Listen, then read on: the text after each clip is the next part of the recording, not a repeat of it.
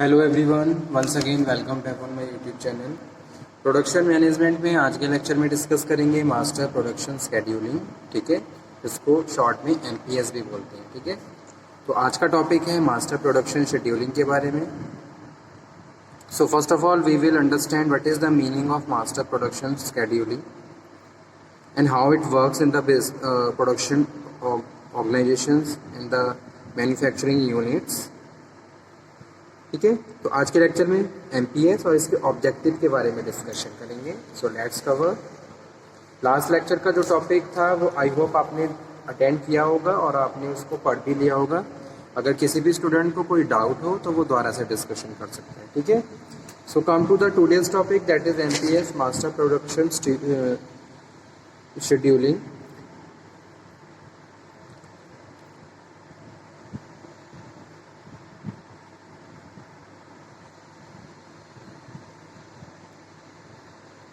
So MPS is a detailed plan and does not extend as far into the future as the production plan।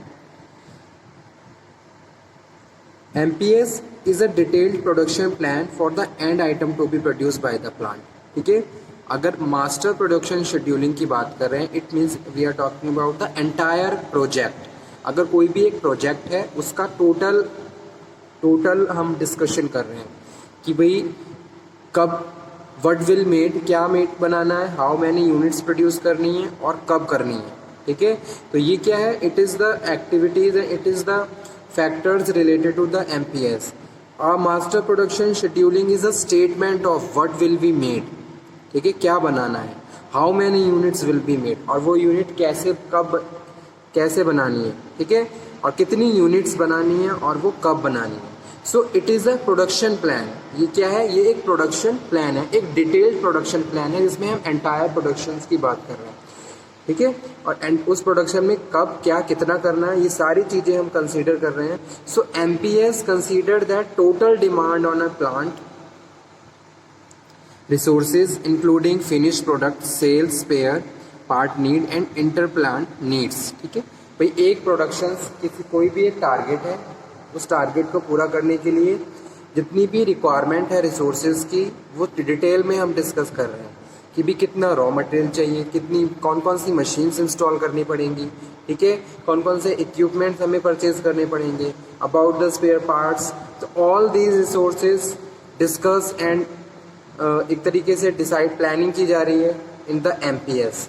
So MPS must also consider the capacity of plant and the requirement of impose on vendors. ठीक है, कि भाई vendor की कितनी requirement है और हमारी company यानी कि हमारा जो प्रोडक्शन है और उसमें जितनी भी मशीन्स हैं कितनी मशीन्स अवेलेबल हैं, यानी कि टोटल कितनी कैपेबिलिटी है प्रोडक्शन डिपार्टमेंट की।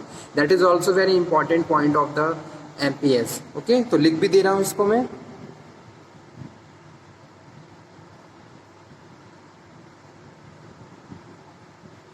MPS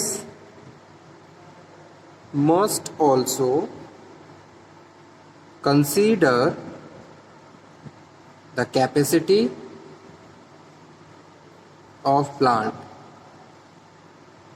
capacity of plant and requirements. ठीक है, यानी कि प्रोडक्शन मैनेजर को ये भी प्रॉपरली एनालाइज करना पड़ेगा कि भाई मेरे प्लांट की कितनी कैपेसिटी है, मेरे प्लांट में कितना पर डे प्रोडक्शन हो सकता है, एंटायर प्रोडक्शंस करने के लिए कितना कैपेबल हूँ मैं।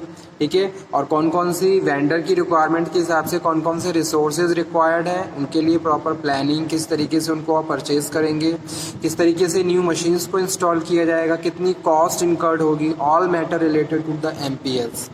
So provisions are made in the overall plan for manufacturing facility operations।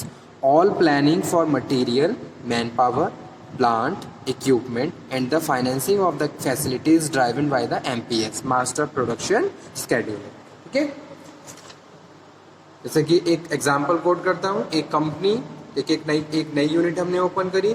अब उस नई यूनिट में हम कुछ मशीन्स को इंस्टॉल कर रहे हैं। ठीक है, मशीन्स को इंस्टॉल करने के बाद हमने उस यूनिट को कुछ महीनों के लिए रन किया, चलाया, लेकिन सडन हमें एक नया ऑर्डर मिला, ठीक है। अब हम पहले ये क्या कर रहे हैं, एमपीएस शेड्यूलिंग को फॉलो कर रहे हैं कि भाई एक नया और कुछ डिफरेंट ऑर्डर मिला है, तो उसके लिए हमारा प्रोडक्शन डिपार्टमेंट कितना कैपेबल है, हमारे पास कितने रिसोर्सेज अवेलेबल हैं, हमारे पास कौन कौन सी कितना हम फाइनेंशियली स्ट्रांग हैं, ठीक है, और कौन कौन अबाउट द मैन पावर, हमारे पास कितनी मैन पावर है और उनमें से स्किल्ड मैन पावर कितनी है, मटेरियल्स, रॉ मटेरियल्स हम कहाँ से मंगवा रहे हैं, वेंडर, सप्लायर, कितना क्वालिटेटिव मटेरियल आ रहा है अगर हम कोई नया इनोवेटिव प्रोडक्ट बनाने जा रहे हैं। तो ये सारे क्या हैं, these are the key factors which decide and plan by the production manager during MPS, ठीक है। So all planning for material management and material handling is also very important. Material factor in the productions, manpower, plant, equipment and financing for facility is driven by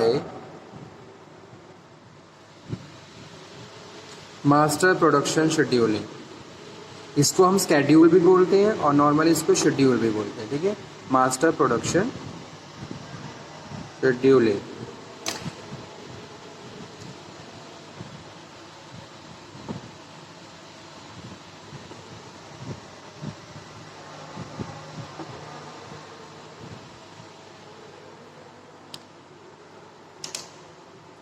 okay, सो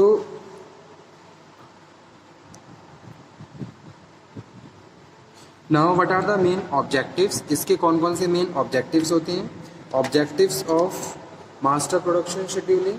तो master production scheduling के लिए बहुत सारे ऐसे objectives हैं जो हमें set करने होते हैं और उस ऑब्जेक्टिव के हिसाब से हम प्रॉपर प्लानिंग करते हैं और डिसीजन मेकिंग करते हैं, ठीक है।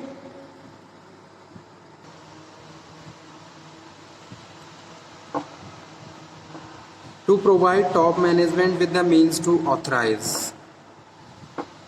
to provide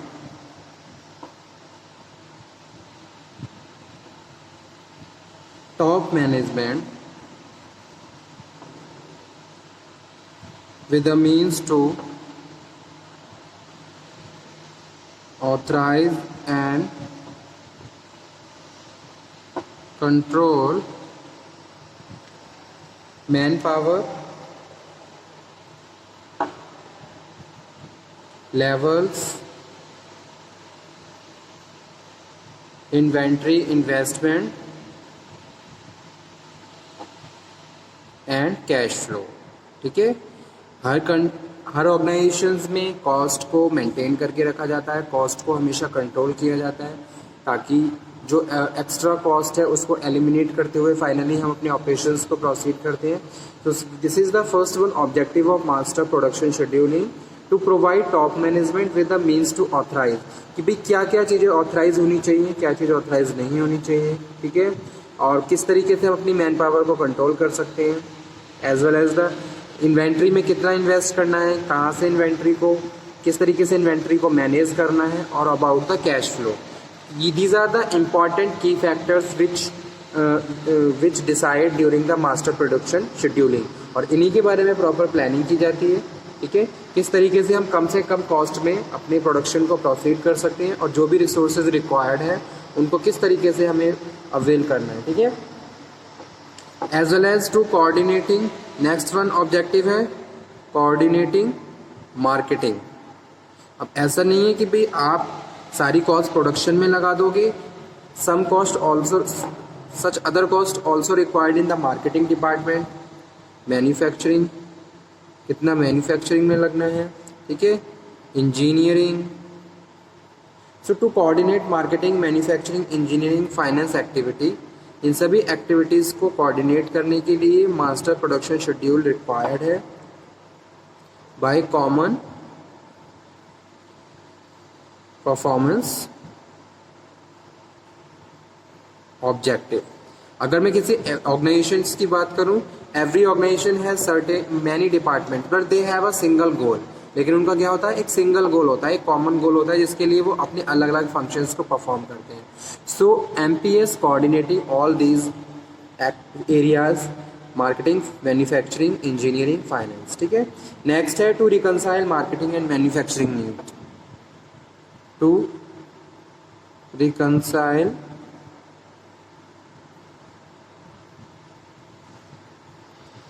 marketing and manufacturing need. ठीक है, जो भी रिक्वायरमेंट्स है उसको प्रॉपर एनालाइज करते हैं, उसको प्रॉपर एनालिसिस किया जाता है, identifications as well as the proper verifications, कि भाई अगर सुपरवाइजर्स कह रहा है कि भाई इस प्रोडक्ट की या इस रिसोर्स की रिक्वायरमेंट है, then you have to analyse yourself it is really required to in the production department और not. Okay, to provide overall measure of performance. Next one है next objective. Next objective is to provide measurements. जो भी performance, जो भी operations proceed हो रहे हैं, that must be measure according to the set pre set standards. Measure of performance. Fifth one है to provide data for material and capacity planning. और future की प्लानिंग भी हम बेटर तरीके से कर सकते हैं टू प्रोवाइड डेटा, और उसके लिए डेटा प्रोवाइड होता है किसके थ्रू, मास्टर प्रोडक्शन शेड्यूलिंग के थ्रू। To provide data for material and capacity planning. ठीक है, so these are the important objectives of master production scheduling। और ये ऑब्जेक्टिव्स हैं, आप इन ऑब्जेक्टिव्स को भी नोट डाउन कर लीजिए। ठीक है,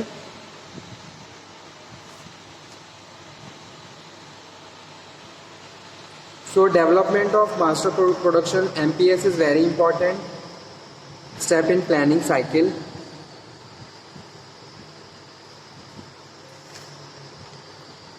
so okay student, thank you very much.